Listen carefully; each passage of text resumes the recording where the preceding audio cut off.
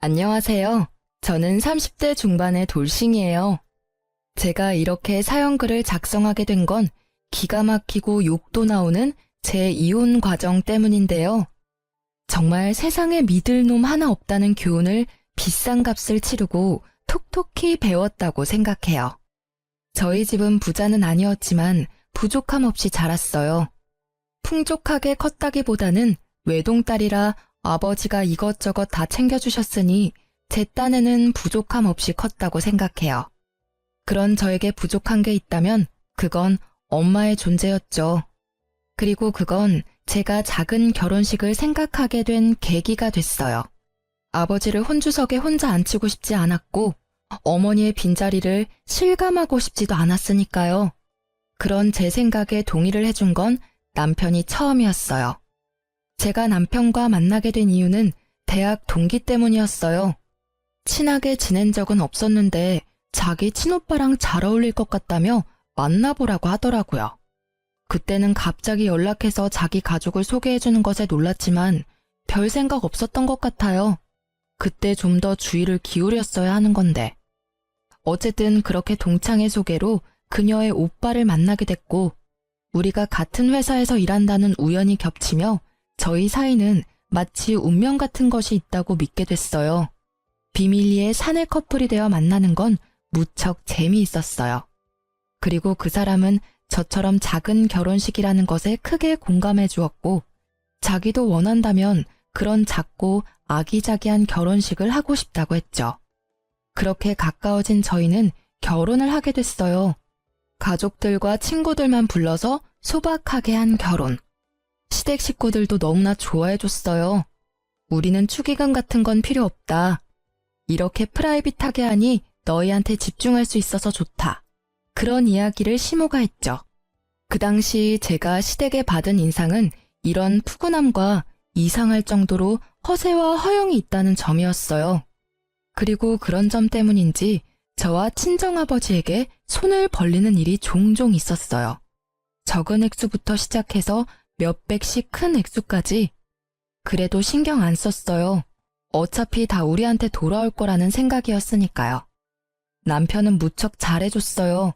우리 사이에 아이가 없다는 게 조금 문제이긴 했지만 아직 결혼 생활한 지 길지 않으니 곧 생길 거라는 믿음도 있었죠.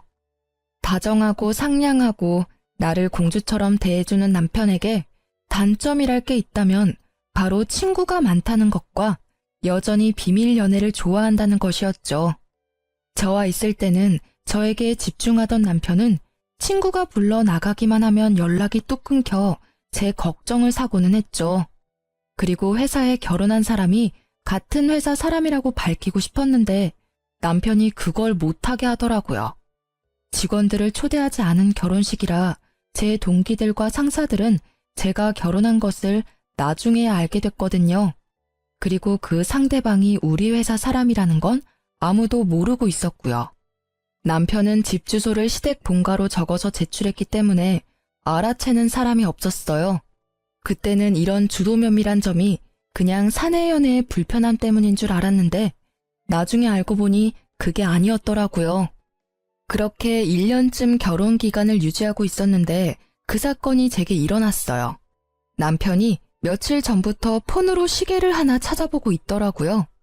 슬쩍 보니 비싼 브랜드는 아니었지만 신경이 쓰이는지 내내 보고 있더라고요. 사고 싶은 건가? 하는 생각으로 가만히 떠올리니 곧 결혼기념일이 다가오더라고요. 저는 남편이 원하는데 사지 못하는 것처럼 보여 제가 사주기로 마음먹었어요. 그래서 몰래 남편이 보던 시계의 모델명을 알아낸 뒤 저도 여러 SNS로 그 시계를 검색해봤어요. 착용한 사진이라던가 금액대가 괜찮은지, 그리고 쓸만하고 하자는 없는지. 그렇게 사람들이 올린 사진들을 보는데 아주 작은 한순간 제 눈을 사로잡은 사진이 하나 있더라고요.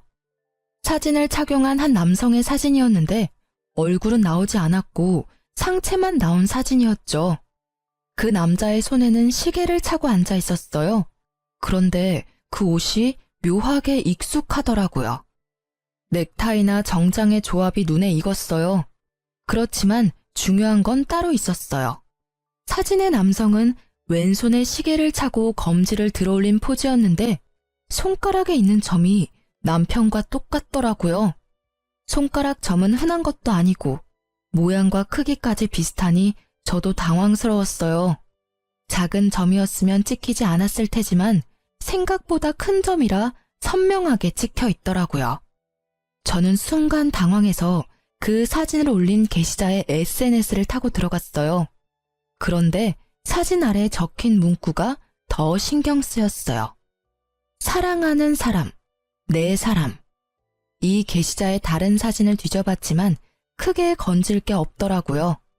사람이 나온 건 딱 그 사진뿐이었으니까요. 일단 그 사진을 캡처해서 몇 번이고 뜯어봤어요. 이게 진짜 남편일까 하는 생각이 들었죠. 아닐 거야 하는 마음이 더 컸어요. 이 시계가 남편에게는 없어 남편은 가지고 싶어서 찾고 있는데 착용 컷이라니 아니겠지 하는 제 생각은 그날 저녁 여지없이 흔들렸어요. 남편이 그 시계와 똑같은 시계를 왼쪽 손목에 차고 왔더라고요. 여보, 그거 처음 보는 시계인데? 예쁘다. 얼마 주고 샀어?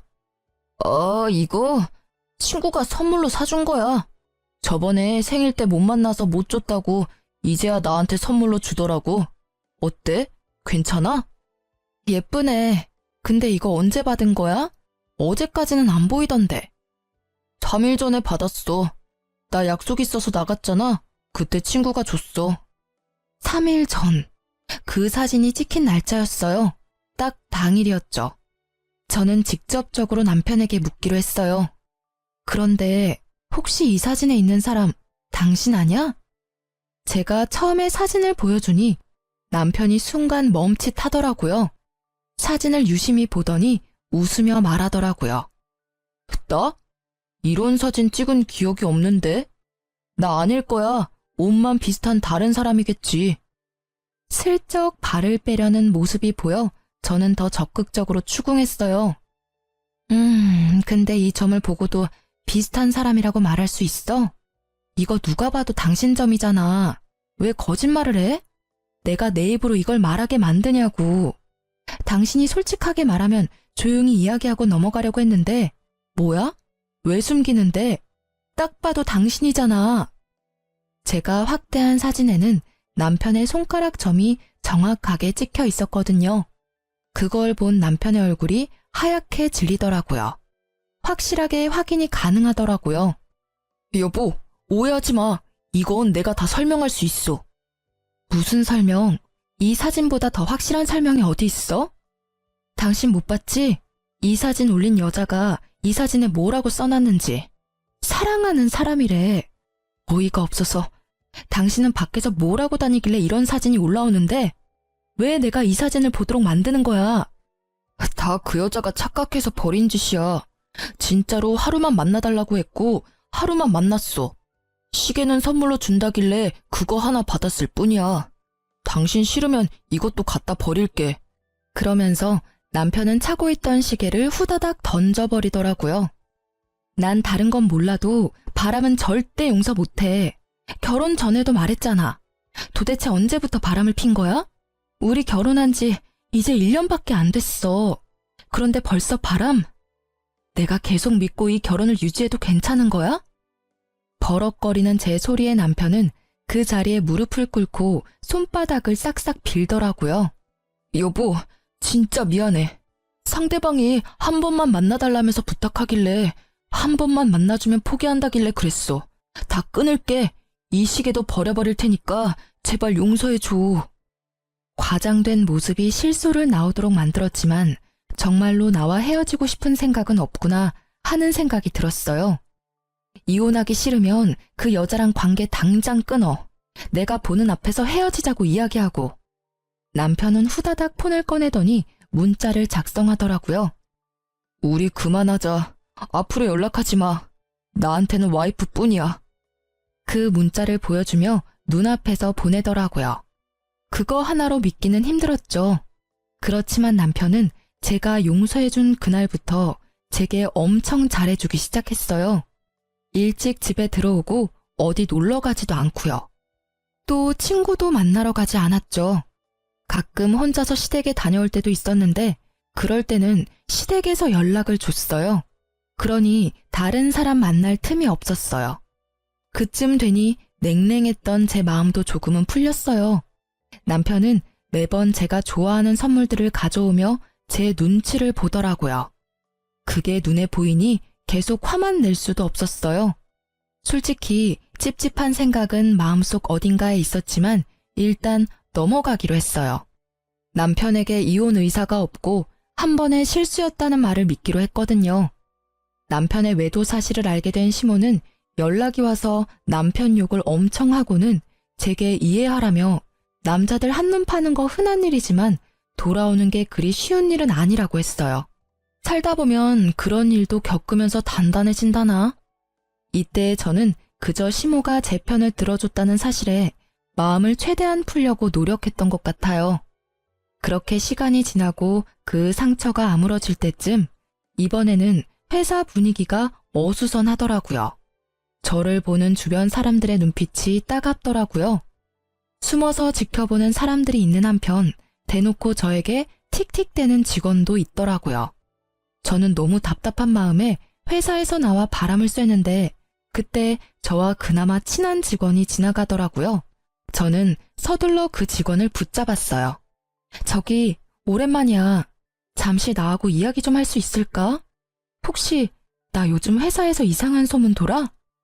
언니, 몰랐어요? 나는 당연히 알고 있을 줄 알았는데. 지금 난리 났어요. 옆 부서에서 일하는 영미 씨 알죠? 영미 씨가 언니가 자기 남자 뺏어간 여자라고 회사 여직원들 사이에서 엄청 소문내고 다녀요. 그거 진짜는 아니죠. 영미라는 여직원은 저보다 3살이 어린 여자였어요.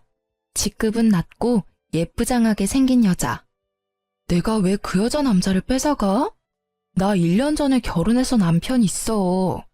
작은 결혼식이라서 직원들 초대는 못했지만 그래도 결혼식까지 하고 혼인신고까지 한 남편이 있는데 갑자기 무슨 남자? 착각한 거 아니야? 정말요? 그런데 그 영미 씨 말로는 자기는 몇 년을 사귀었다고 하던데? 남편분이랑은 어떻게 만나신 거예요? 나 남편 여동생이 내 동창인데 소개시켜줬거든. 진짜 심각하게 착각하는 거 아니야? 언니가 설마 바람을 필 리는 없을 거고. 당연하지. 바람을 필 거면 이혼을 하고 당당하게 만나지. 뭘 숨어서 만나? 근데 진짜 왜 나를? 의아한 제 머릿속에 얼마 전에 시계 사건이 생각났어요. 남편이 바람을 폈다면 가능할 일일지도 모르죠. 그렇지만 남편은 그 여자와 아주 잠깐 만났다고 했는데 머릿속이 뒤죽박죽이었어요. 도대체 영미 씨는 왜 제가 자기 남자를 뺏어갔다고 하는 걸까요? 그 의문을 풀기 위해 저는 영미 씨를 직접 찾아갔어요. 제가 뭔가 알아야 답을 해줄 수 있을 테니까요. 그런데 그 여직원의 친구들이 저를 막더라고요. 마치 제가 그 여직원에게 화를 내러 온 것처럼 굴더라고요. 이 사람들의 머릿속에 제 이미지가 어떻게 정착되어 있는지 잘 알겠더라고요. 여기는 왜 오셨어요? 제 동기한테 화내러 오신 거면 저하고 이야기해요. 얘는 마음이 어려서 말도 제대로 못하니까요. 그래요. 솔직히 지금 저는 제 입장이 이해가 안 가요. 전 바람을 핀 적도 없고 남의 남자를 뺏은 적도 없어요. 동기분이 빼앗긴 남자가 누군지를 알려줘야 제가 맞다 아니다 말을 해줄 수 있잖아요. 도대체 누구를 말씀하시는 거예요? 정말 뻔뻔하시네요. 지금 그쪽 분이랑 결혼한 그 남편분이 제 동기의 오래된 남자친구였다고요. 갑자기 튀어나와서 돈으로 남자를 꼬시고는 두 사람 강제로 불륜처럼 만들었다면서요? 어떻게 순수하게 사랑하는 한 커플을 순식간에 불륜으로 만들 수가 있어요? 그러니까 두 사람이 사귀고 있는데 제가 끼어들어서 지금 제 남편을 빼앗았다는 말인가요? 그런데 그 말이 이상한 게 먼저 만났고 서로 좋아하면 결혼을 했으면 되잖아요. 그럼 제가 유부남을 꼬실 일은 없었을 텐데요. 저는 분명히 미혼이라는 제 남편을 남편의 여동생인 제 동창에게 소개받았거든요. 그건 그쪽의 일방적인 주장이잖아요. 유부남을 꼬신 건 아니지만 남의 남자 꼬신 건 맞는 말이잖아요. 그리고 가해자가 이렇게 피해자 찾아오는 거 문제 있다고 생각하거든요. 뒤쪽에 다른 동료들에게 보호받고 있는 영미라는 직원은 쪼그려 앉아 다른 사람의 품 안에서 부들부들 떨고 있더라고요. 이 여직원은 자기가 피해자고 저는 가해자라는 프레임을 이미 확실하게 만들어뒀더라고요. 기가 찬 제가 더 이야기를 하고 싶었지만 상황이 좋지 않아 포기했어요. 그리고 집에 돌아와 남편에게 물어보기로 했죠. 당신 도대체 뭘 하고 다니는 거야? 회사에 이상한 소문 퍼진 거 알고는 있어? 내가 왜 남의 남자를 빼앗은 파렴치한 여자가 되어 있는 건데 설명 좀 해봐. 그 여자가 지금 자기가 피해자라고 완전 나를 천하의 나쁜 년으로 만들었다고. 갑자기 무슨 소리야? 나 그때 헤어졌어. 난 모르는 일이야. 정말로 몰랐어? 그런 소문이 회사에 지금... 됐고, 그 여자는 당신이랑 꽤 오랫동안 사귀었다는데 그 말은 어느 쪽이 진짜야? 오래 사귀었다고? 아니야, 절대로 그럴 일 없어. 정말로 며칠뿐이었다니까. 그리고 진짜 깔끔하게 헤어졌어. 상대방이 헤어진 거 앙심 품고 그런 짓 저질렀나 본데? 남편의 말에 저도 그 여자가 이상한 사람이라고 생각했어요. 헤어지자고 해서 앙심을 품었다고요. 그런데 그 다음날 그 상간녀에게서 연락이 왔어요. 무척이나 당당하게 만나자고 하더군요. 저는 상간녀가 나오라는 곳으로 나갔어요. 다리를 척 꼬고 앉아있는 모습이 너무도 당당해서 저는 말문이 막혔어요. 드디어 저랑 이야기할 마음이 들었나요? 이렇게 불러내다니 의외네요. 회사에서는 그렇게 부들부들 떨고 있더니. 뭐, 그때는 놀라서 그랬죠. 제가 보자고 한 이유는 간단해요. 그 남자랑 헤어져줘요. 그는 여전히 저를 사랑하고 당신하고는 돈 때문에 결혼한다고 했거든요. 빨리 이혼하고 저 만나고 싶다고 하기도 했고요. 만약 헤어져주면 최소한 당신 이야기는 더 이상 퍼지지 않도록 해줄게요. 이미 퍼졌는데 더 이상 퍼지지 않도록 해준다는 건 큰 의미 없는 거 아시죠? 솔직히 저는 아직까지는 남편 말을 믿어요. 당신과 헤어졌다고 하더라고요. 최근까지 딴짓도 안 했고 당신 만나러 갈 시간도 없었어요. 아, 그거요? 혼자 시댁 자주 가지 않았어요? 그러고서 저한테 온 거예요. 가족한테는 거기 있다고 말해달라고 했고요. 전 그 집 사람들하고도 친하거든요. 그리고 혹시 못 믿겠으면 보실래요? 저랑 그 사람이 나눈 대화 내용? 상간녀가 보여준 톡 내용은 보는 동안 토할 만큼 역겨운 대화로 가득했어요. 더러운 기분에 결국 저는 화가 머리끝까지 났죠. 헤어졌다고 해놓고는 거짓말을 했으니 제가 돌아버리지 않겠어요? 그런 저에게 상간녀가 한마디를 때리더라고요. 솔직히 난 피해자잖아요. 잘 사귀고 있는데 당신이 내 남자와 바람핀 거니까. 게다가 돈으로 유혹해서 남자 뺏어간 가해자는 당신이고. 피해자라. 그렇게 치면 제 쪽이 더 큰 피해자 아닌가요? 저는요, 당신하고는 달리 그 남자 가족한테 소개받아서 결혼했어요. 분명히 말해두지만 저는 그 남자가 유부남이었다거나 다른 여자가 있었다면 절대로 결혼 안 했을 거고요. 이것만 보면 저는 혼인빙자 사기를 당한 거거든요? 맞잖아요. 당신 말대로 그 집안 사람들이 당신과 그 남자 사이를 인정하고 있었다면 저에게 왜 남자를 소개시켜 줬겠어요? 의도가 확실하게 있으니까 소개시켜 줬을 거고 뭔가 목적이 있으니까 당신이 있는 걸 숨겼을 테고 그리고 그 의도와 목적이 돈이라는 건 당신한테 들어서 이미 짐작이 됐고요. 저한테 그런 거 따져봐야 소용없는 거 아시죠? 이미 당신은 회사에서 남의 남자 뺏어간 천하의 나쁜 년이거든? 회사에 얼굴을 들고 다닐 수 없을 정도로 퍼졌으니 회사 그만두고 내 남자하고도 당장 헤어져. 당신 때문에 우리 애는 지금 호적에도 올리지 못하고 아빠 없이 크게 생겼거든? 여기서 진짜 빡쳤어요. 애가 있었다는 걸 처음 들었잖아요.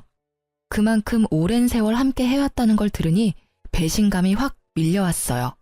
저는 그녀의 말에 즉시 이혼을 결심했어요. 그렇지만 상간녀에게는 이혼해주겠다 이야기하지 않았어요. 저만 당할 수 있나요? 전 회사를 그만둘 생각도 없었고 이대로 천하의 나쁜 년이 되고 싶은 생각은 추호도 없었죠. 그래서 그 상간녀에게는 남편과 이야기해보고 결정하겠다고 하고 헤어졌어요. 그렇지만 언제까지고 냉정하게 유지하는 건 못할 짓이더라고요. 그래서 시댁으로 찾아가서 한바탕 했어요. 다들 알고 계셨죠? 여자 있는 거.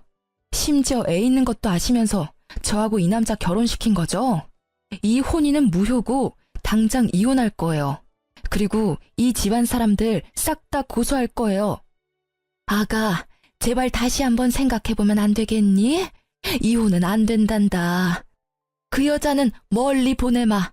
절대로 네 눈앞에 띄게 하지 않을 거야. 두 사람을 억지로 갈라놓는 한이 있더라도 너희는 헤어지면 안 돼. 도대체 무슨 생각들을 하셨던 거예요? 여기 있는 사람들 전부 한통속이에요? 처음부터 나한테 의도적으로 접근한 거냐고요.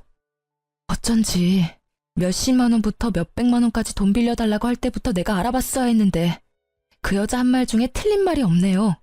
돈 때문이라더니 내가 미쳤지. 여보, 정말로 이혼은 안 돼. 그 여자랑 진짜 깨끗하게 헤어질게. 그리고 애도 어차피 호적에 안 올렸으니까 난 깔끔하잖아. 그러니까 제발. 깔끔 같은 정신 나간 소리를 하는 남편을 보며 저는 버럭할 수밖에 없었어요. 당신한테 제일 짜증나. 당신 헤어졌다고 해놓고 오늘 아침에 그 여자한테 보낸 톡에도 사랑한다고 적어보냈더라. 그리고 시댁에 간다고 한 날 빠짐없이 그 여자 집에 갔었다며? 그런 주제에 뭐? 이혼은 안 돼? 네가 안 된다고 하니까 더 하고 싶네. 그리고 헤어진다고? 저번에도 헤어진다고 해놓고 못 헤어졌으면서 이번이라고 그게 가능하겠어? 더 꽁꽁 숨겨놓고 찾아다니겠지. 한 번 속지 두 번은 안 속아. 결국 저는 저를 붙잡는 망할 놈의 집안 사람들을 다 뿌리치고 얼른 짐 싸서 친정으로 돌아오게 됐어요. 친정으로 돌아온 저는 진짜 미쳐버릴 것 같았어요. 머릿속에는 배신당했다는 생각으로 가득했고 비참함과 상처 입은 자존심 때문에 온통 복수하고 싶은 생각뿐이었어요. 두년 놈들과 그 가족들에게까지요. 정말 수치스러움으로 회사를 가는 것조차 힘들었지만 제가 나가지 않으면 정말 패배자가 될 것 같아서 이악 물고 출근했어요. 회사에서는 여전히 불명예스러운 소문이 가득했고 저는 그 소문을 의식하지 않으려 했지만 소문을 믿고 있는 사람들이 저를 의식하니 어쩔 수 없이 제 의도와는 다르게 시달리게 되더라고요. 그래서 저는 정면으로 부딪히기로 했어요. 우선은 상간녀를 만나기로 했죠. 이혼 준비 다 되셨어요? 남편도 나하고 이혼하기를 원하면 당신 말처럼 이혼해 줄 거야. 만약 남편이 이혼을 원하지 않으면 이혼은 안 할 거고. 그리고 당신이 요구한 이직은 절대 안 돼. 나도 나름의 커리어가 있고 힘들게 그 자리까지 올라갔거든. 상간녀는 회사를 그만두지 않겠다는 말에 불만족스러운 표정으로 저를 쳐다보더라고요. 게다가 이혼을 해주겠다고 했음에도 못 믿는 것 같은 표정으로 나를 쳐다봤어요. 그래서 말했죠. 의심하는 것 같네? 내가 전화해서 직접 물어볼게. 그럼 됐지? 저는 스피커폰을 켠 채 남편에게 전화를 걸었어요. 상간녀는 몰랐을 거예요. 이 남자가 저와 헤어지고 싶지 않은 이유를요. 그 사람이 이 여자를 만나서 놀고 먹고 하는데 필요한 돈은 우리 친정아버지 주머니에서 나온 돈이었거든요. 만약 지금 당장 이혼하면 남편 놈은 파산할 것이고 그 집안 사람들조차 당장 아버지에게 빌린 돈을 갚아야 했어요. 남편 놈은 그걸 알기에 저와 이혼을 절대 하지 않겠다고 버티고 있었던 거였죠. 저는 의기양양했어요. 그리고 남편이 전화를 받았죠. 이혼 준비는 잘하고 있어? 이혼 서류 작성할 거야. 여보, 제발 다시 생각해봐. 우리 이렇게 헤어지는 거 아니잖아. 응? 난 정말 당신한테 헌신을 다했다고 생각해. 물론 잠시 그 여자 꿰매 넘어가서 내가 미친 짓을 했지만 이제는 정말 반성했고 더 이상 만나지 않을 사람이야. 그러니까 부탁이야. 그런데 그러기엔 너무 멀리까지 오지 않았어? 그 여자 사이에 애까지 있다면서. 듣지 않았으면 정말 당신이랑 그 여자 사이가 아주 잠깐뿐이었던 걸로 오해할 뻔했어. 일부러 당신이 그렇게 말한 거 아니야? 정말로 그런 거 아니야. 그 여자애는 진짜 내가 모르는 애야. 나 호적 깔끔하다니까. 그 여자가 물귀신 작전 쓰는 거야. 나 말고 다른 남자 애일지는 누가 알겠어? 그렇게 남자 꼬시기 좋아하는 여잔데. 발 빼는 남편의 목소리에 기가 찼는지 상간녀가 제 폰에다 대고 크게 소리를 질렀어요. 야, 너 말 다 했어? 미친놈이, 네가 감히 우리 애를 들먹여? 친자 검사라도 해볼래? 그래서 강제로 친부되도록 만들어줄까? 너 헤어진다면서. 이 여자랑 헤어지고 나랑 만나겠다면서. 근데 왜 매달려? 내가 회사에 소문 안 냈으면 절대로 헤어질 일 없었겠네. 너 왜 거기 있어? 야, 설마 네가 와이프한테 그딴 이야기 꺼냈어? 회사에 소문은 왜 내고 난리야? 좋게 좋게 해결하려고 했는데 너 때문에 다 망했잖아. 6년을 너랑 만났어. 네가 이 여자랑 결혼하겠다고 했을 때도 잠깐 만났다가 헤어지겠다는 네 말까지 믿었어. 그런데 이제 와서 다른 소리를 해? 너 때문에 내가 미혼모가 됐는데. 내가 그래서 조용히 있으라고 했지. 왜 들쑤셔가지고 이렇게 일을 복잡하게 만들었냐고. 6년 참은 김에 좀 더 참지 그랬어. 사람이 왜 이렇게 생각이 없어? 내가 만나주는 것만으로도 다행으로 생각해야 하는 주제에. 뭐? 생각이 없는 건 너겠지. 난 내 자식, 아빠 없는 애로 만들기 싫으니까. 당장 이 여자랑 헤어지고 나랑 혼인신고해서 애 호적에 올려. 만약 안 하면 당신이 무슨 짓 했는지 회사에 다 떠벌릴 테니까. 둘이서 참 흥미롭게 싸우고 있더라고요. 저와 이혼하기를 거부하는 남편과 제가 이혼하기를 바라는 상간녀의 싸움이요. 듣고 있자니 남편은 계속 저를 속이려 했고 상간녀는 남편의 뜻인 것처럼 저와 이혼하기를 바랬더라고요. 상간녀가 이야기하지 않았으면 저는 계속 이런 사실도 모른 채 남편과 거짓으로 가득 찬 행복을 누리고 살았겠죠. 언젠가 터질 폭탄을 안고 말이에요. 두 사람의 대화를 듣던 저는 두 사람의 싸움을 끊었어요. 싸움 다 했어? 이렇게 들으니 속이 다 시원하네. 조만간 이혼 서류 갈 테니까 도장이나 찍어줘. 그리고 이혼하면 소송은 물론 상간녀 위자료 소송까지 같이 할 거니까 돈은 두 사람이 잘 마련해놔요. 상간녀 소송? 당신이 무슨 권리로 상간녀 소송이래? 충분히 가능하지. 적어도 나는 저 남자랑 법적으로 부부거든. 당신이라는 여자가 있다는 걸 몰랐고 그 남자 가족들에게 속아서 결혼한 것이기도 하고 회사에서는 나쁜 소문 퍼뜨리는 것도 명예훼손으로 소송 가능하니까 그것도 잘 대비하고 있으라고. 근데 저 남자나 가족들한테 상간녀 소송비 내달라고 하기는 힘들 거야. 이혼하면 우리 아버지한테 빌린 돈부터 갚아야 하거든. 저쪽 집안에서 많이 빌려갔으니까 그거 갚으면 돈이 안 남을지도 모르지. 저는 친절하게 그렇게 이야기해주고 혼이 나간 얼굴에 상간녀를 놔두고 나왔어요. 그리고 다음날 직장에서 대놓고 그 상간녀에게 찾아갔어요. 이번에도 그녀의 동기들이 그녀 앞을 막고 있더라고요. 그냥 들으세요. 저는 이혼 서류 이미 보냈고 이혼하자고 했어요. 그러니까 그 남자 가져가세요. 상대방이 뭐라 하든 이혼할 생각이고 그 집안 사람들 다 혼인빙자 사기로 고소할 거니까. 그렇게 알고 계세요. 정말 이혼할 건가요? 네, 남이 씹던 껌 씹는 기분이 얼마나 더러운데요. 그러니까 다시 돌려드린다고요. 지금이라도 두 사람이 몇 년간 사귀었고 그 사이에 애까지 있었으며 저와 결혼 기간 중에 그 여자와 지속적으로 관계를 맺었다는 걸 알게 돼서 정말 다행이라고 생각해요. 다 그쪽 덕분이죠. 말을 뭐 그딴 식으로 해요? 당신이 남의 남자 뺏어놓고 이렇게 당당하게 구는 거 웃기지도 않아요? 계속 제가 뺏었다고 이야기하는데 전 저희 신우한테 소개받았어요. 당연히 미혼의 솔로라고 소개받았죠. 그렇게 반년 넘게 사귀고 결혼해서 1년을 더 지냈죠. 상식적으로 예전부터 연인 사이라도 남자가 혼인신고까지 해서 유부남이 됐으면 관계를 끊어야 정상 아닌가요? 아니면 결혼 전이나 직후에 저한테 말하러 왔으면 저도 이런 식으로 1년을 허비하지는 않았겠죠. 결혼한 걸 뻔히 알면서도 말 안 하고 몰래 만났다가 회사에 제가 남의 남편 뺏은 것처럼 소문내고 제가 좋게 이야기할 수 있었겠어요? 그렇게 피해자 하고 싶으면 하세요. 저라면 자존심 상해서 피해자는 못할 것 같은데. 확실하게 법의 심판을 받게 해드릴 거니까 기대하세요. 우선은 상간녀 소송부터니까 잘 준비하세요. 제 말에 당황한 건 듣고 있던 동기들 쪽이었어요. 유부남인 걸 알았으면 헤어지거나 알게 된 즉시 이야기를 했어야 하는데 그걸 숨기고 만난 건 명백히 상간녀의 잘못이니까요. 그렇게 이야기하고 제자리로 돌아오니 제 책상에 무슨 꽃다발이 놓여 있더라고요. 제가 좋아하는 꽃이 가득한 걸 보니 누가 산 건지 짐작이 가더군요. 남편이 점심을 틈타 와서 기다리고 있더라고요. 여보, 기분 풀어. 우리가 얼마나 서로에게 충실했는지 잘 알잖아. 아무리 그래도 우리가 지내온 추억을 생각해서라도. 번지수 잘못 짚었어. 그 꽃 영미 씨 갖다 줘야지. 우리 이제 이혼할 거잖아. 나보다 더 오랫동안 만나온 상간녀가 있으면서 나한테 이러면 곤란한데?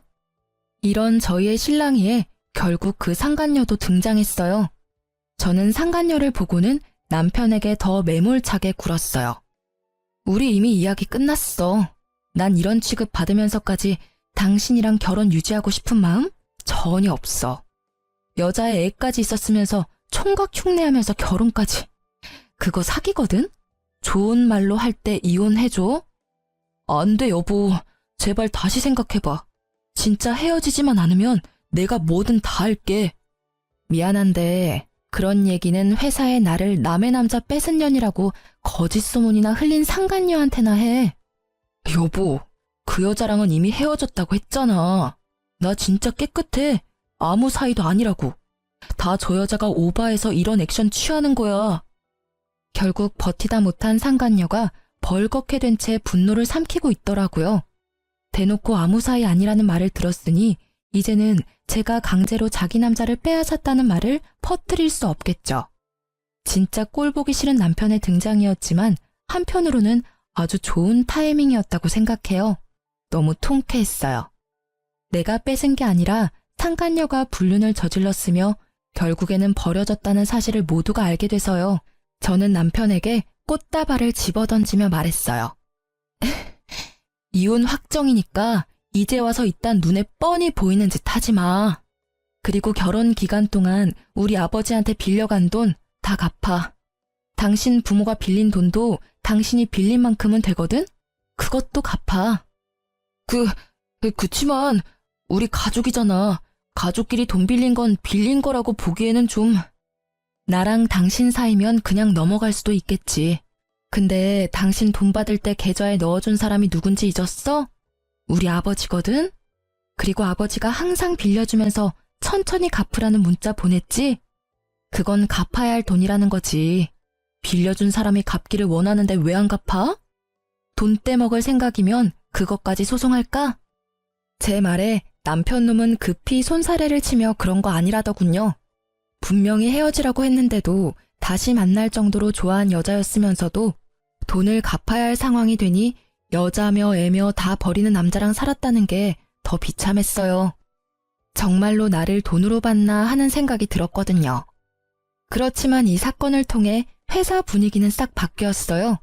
남편은 바람핀 찌질한 놈이 되었고 상간녀는 모두가 보는 앞에서 피해자 흉내내다가 진짜 피해자가 됐죠. 저는 외도 남편 참교육시킨 승리자가 됐죠. 저는 막타를 상간녀에게 때렸어요. 그때 상간녀의 얼굴을 잊을 수가 없어요. 이보세요, 영미씨. 이 남자랑 헤어져 줄 테니까 둘이서 잘 사세요. 당신 말대로 이 남자가 돈 보고 결혼한 것 같으니까 재결합 걱정 같은 건 하지 마시고요. 그냥 이 사람이랑 이 사람 부모님이 빌려간 돈이나 잘 갚으라고 하세요. 저랑 헤어지면 알콩달콩 잘 살 거라니 다행이네요. 빚도 두 사람이 벌면 빨리 갚지 않겠어요? 제 말에 남편은 아차 싶은 얼굴이더라고요. 공개적으로 상간녀를 무시하거나 저격하지 않았다면 상간녀는 아마 돈줄이 되어줄 수도 있었겠죠. 그런데 이미 상간녀는 자존심이며 평판이며 다 무너진 상태고 남편은 건널 수 없는 강을 건넌 상황이 됐으니 결국 그 뒤로 회사에 퍼진 소문은 상간녀를 피해자가 아닌 상간녀로 만들어버렸고 저에게 회사를 그만두라던 상간녀가 회사를 그만두게 됐죠. 다 자기가 뿌린 대로 거둔 법이에요. 그러기에 온 동네 소문은 왜 내고 다녔을까요? 이후에 이혼 소송은 이보다 더 힘들었어요. 남편은 절대로 이혼 안 해주겠다며 난리를 쳤고 남편 가족들도 저를 설득시키려 했죠.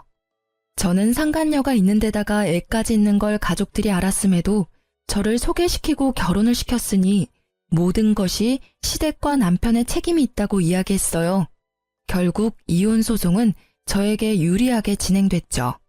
전 남편은 결국 이혼 후 가지고 있던 집을 팔아 친정아버지에게 돈을 갚았어요. 물론 시부모가 빌린 돈까지 싹 다 갚았어요. 왜냐면 시부모가 빌린 돈도 남편이 자기 계좌에서 받았거든요. 시부모는 끝까지 모른 채 하고 대학 동기였던 신우는 내가 벼르고 있다는 말을 전해 들었는지 한국에 들어올 생각도 없는 것 같더라고요.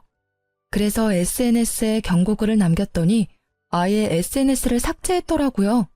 나중에 연락이 오기를 자신은 오빠가 해달라는 대로 해줬을 뿐이라며 결백을 주장하더라고요.